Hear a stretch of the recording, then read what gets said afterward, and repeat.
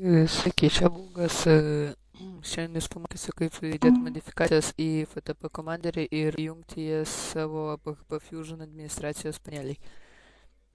Pirmiausia, atsidarome FTP komanderį, mes naudosime FileZilla.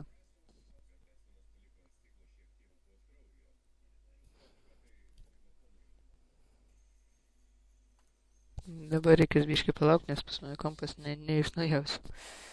Įvedame savo prisijungimo vardą ir hostingą.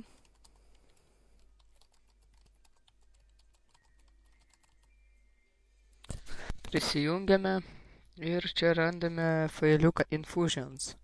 Jį atidarome ir tiesiog paimame, atsidarome modifikaciją, kurią mes jau atsisiuntėme. Ir paprasčiausiai pernešame ją į šitą Infusions folderį FTP komanderyje.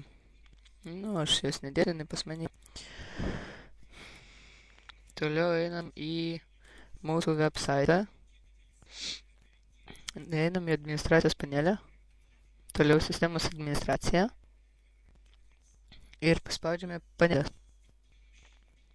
Spaudžiame pačioj sukurti naują panelę.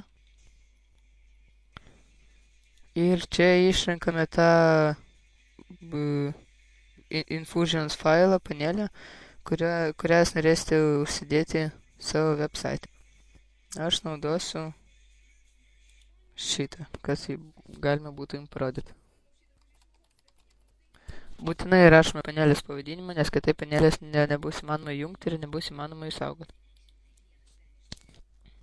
Dabar grįžtame į panelį valdymą. Ir ieškom jūsų pavadinimą. Dabar reikia šitą panelę įjungti. Ir štai grįžtame į tinklalapį. Ir štai ši panelė pas jūs atsirado. Ačiū už dėmesį, su jumis buvo Būgas.